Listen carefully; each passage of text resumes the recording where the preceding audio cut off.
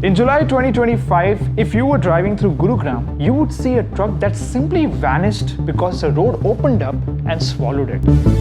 In Mumbai, resident of Kemp's Corner woke up to find a 12-meter crater had appeared overnight where a perfectly normal street used to be. And in Bengaluru, a video went viral of a physically challenged woman who had fallen into a pothole during floods, struggling to climb up.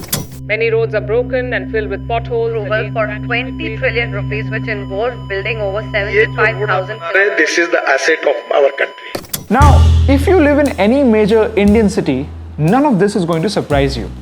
You're used to see half the city being dug up for metro lines, for fiber cables, for water pipes, and you have seen the roads flood every monsoon and underpasses turning into swimming pools. You probably have your own pothole story, right? But this is the same India that builds 34 kilometers of world-class highways every single day. We can build rockets, we created UPI, we are heading towards a $5 trillion economy, but a single monsoon can turn our cities into disaster zones. And let me tell you, you're already paying for good roads. India spends 2.87 lakh crore annually on roads. That's more than our entire healthcare budget. And a lot of that comes from us, the citizens. We pay road tax, toll tax, fuel cess, income tax, and so much more, yet our roads outside our houses are not even walkable. How is this possible? And a better question is, why haven't we fixed this already? Well, there are 4 reasons. Reason number 1, the profit system. Let's start with a simple question. Considering ethics and moral values were not a problem and you were a contractor, what would you choose between building a road that is going to last for 15 years versus a road that needs repairs every 2 years? Which one is going to make you more money? Well, the answer is obvious, and that's exactly the problem that we are facing. See, in India, the road contracts work on something called as L1 bidding. L1 stands for lowest bid wins. Here's how it works. The government puts out a tender, the contractors submit their quotes, and whoever quotes the lowest price gets the contract. Sounds fair, right? The taxpayer money should go to the most cost-effective option. But here's what actually happens. To win the contract, the contractors quote impossibly low price, so low that the only way to make profit is to cut corners on materials, skip proper ground preparation, and use cheapest possible methods and products. The results? Roads that are designed to fail. Now think about it. A properly built road should last at least 10 to 15 years. But most Indian city roads needs major repairs within 2 to 3 years, sometimes even sooner. In countries like UK and Australia, contractors are held responsible for the roads up to 10 years. If the road fails during that period, they have to fix it at their own cost.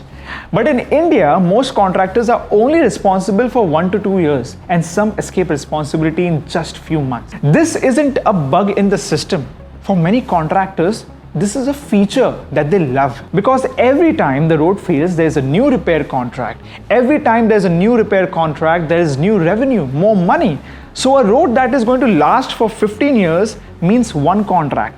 But a road that is going to fail every 2 years means 7 different repair contracts. Now you might ask, don't contractors get blacklisted for poor quality work? Well, they do, on paper. But in India, contractors can simply change their name of the company, register a few entity, and bid again. You see, same people, same method, just new names. And the system has no way to track this because the blacklisting is tied to the company's name, not the people behind it.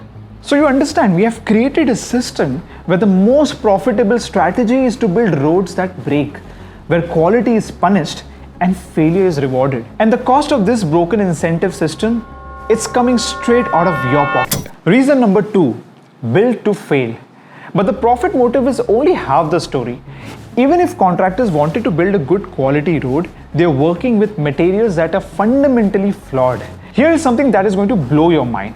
The Indian Ministry of Road Transport and Highways officially approved 10 different types of road materials for construction. Sounds comprehensive, right? But 7 out of those 10 materials are what engineer calls water permeable. Okay, so let me explain you in simple terms. Imagine building a house with a roof that lets rainwater seep through. That's essentially what we are doing with our roads. These materials, called semi-dense open-graded bituminous mixes, they have tiny gaps that allows water to penetrate the road surface. And water is number 1 enemy of road. When water gets into these gaps, especially during monsoon, it weakens the entire road structure from inside. The road literally starts falling apart from within. And here's the kicker. Every developed country stopped using these water permeable materials decades ago. The US, Europe, even countries like Malaysia, they figured out long ago that if you want your roads to last, you don't build them with materials that let water in. But in India, these inferior materials remain not just approved, but widely used. Why? Because they are cheaper upfront. Remember the L1 bidding system from earlier? When you're trying to submit the lowest possible bid, you would naturally gravitate towards the cheapest material in the market. And the cheapest approved materials happens to be the ones that will guarantee to fail. But wait, it gets even worse. Once a road is made, it gets dug up by someone for water pipes, for electricity cables, for internet fiber, etc.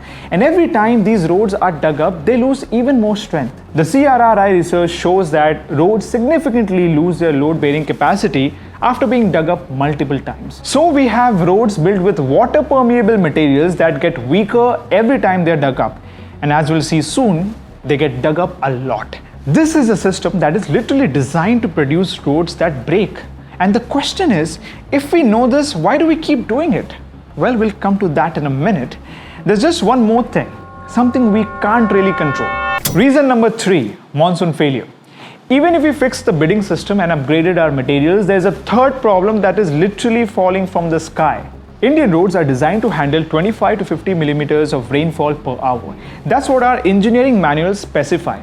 That's what our drainage systems are built for. But here's what actually happened in Gurugram in 2023. 100 millimeters of rainfall in just 90 minutes. In the same year, the average rainfall in Delhi was 436% higher than normal. And Mumbai regularly receives 100 plus millimeters of rainfall, but the roads are designed just for 25 millimeters. So you see what's happening? The infrastructure is consistently overwhelmed by 200 to 400% of its design capacity.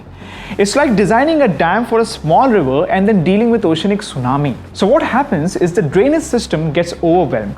Water has nowhere to go, so it sits on the road surface, finding those tiny gaps in semi-dense roads and seeps straight into the road's foundation. Our roads are essentially being flooded from the inside, making the foundation weak. On top of that, when so many roads are dug up for metro constructions, laying pipes, wires, etc., it leaves spaces for water to seep into the foundation of the roads, making them weaker. And when heavy trucks drive over this foundation, the entire structure collapses. That's how you get those massive sinkholes and complete road failure that seems to appear overnight. But here's what's more shocking. Our engineering standards haven't been updated since 1990s. The rainfall pattern they are based on assumes a climate that no longer exists. So we have a system where roads are built using outdated weather assumptions with water permeable materials by contractors who are incentivized to use the cheapest possible method. And then we act surprised when the road fails every monsoon. But certainly with all these problems, someone is responsible for fixing this, right? Some authority that can step in and coordinate solutions. Well, that brings us to the final piece of the puzzle. Reason number 4, the accountability black hole. So who's responsible when a road fails? The answer is everyone and no one.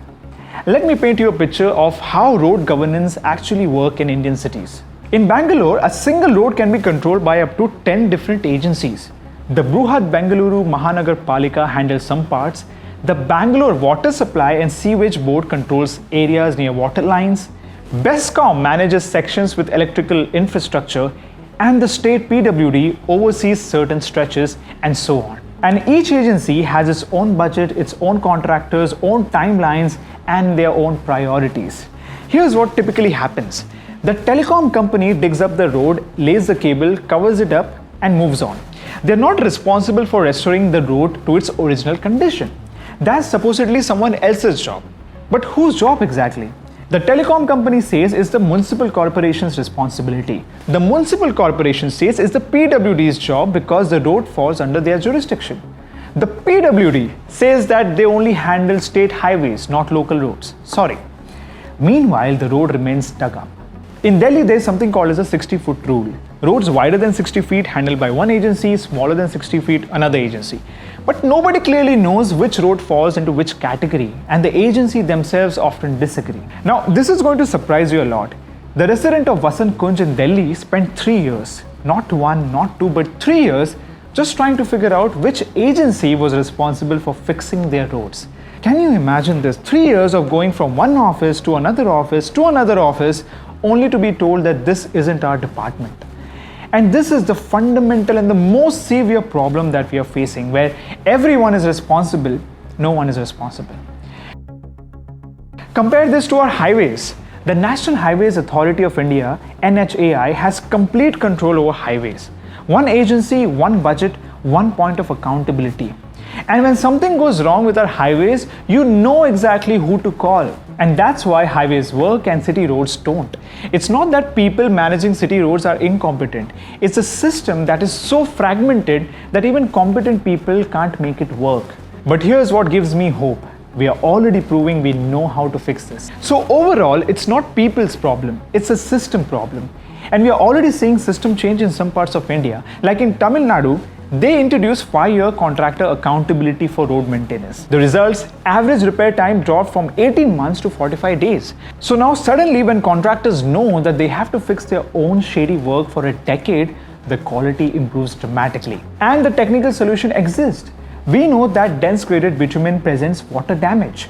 We know that unified authorities prevent coordination failure. We know that updated engineering standards can handle modern rainfall pattern. The governance solution exists too.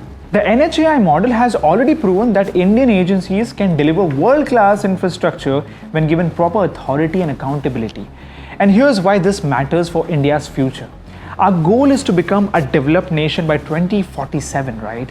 But logistic cost in India is 13 to 14% of GDP compared to 8% in developed countries. That 5 to 6% difference is costing us billions of rupees every year. See, good roads aren't just about avoiding potholes.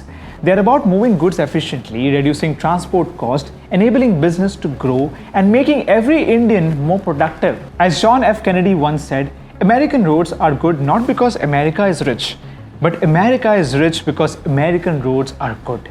That's such a powerful statement. And the same can be true for India. We have the technology, we have the expertise, we have proven that we can do this. Now we just need to scale the solution from 5% of our roads to 100%. And honestly, looking at how fast we have transformed our digital infrastructure, our space program, and renewable energy capacity, I am optimistic that we'll figure this out too. Because ultimately, this isn't just about roads. It's about India realizing its potential, and that potential is too big to be stopped by few potholes.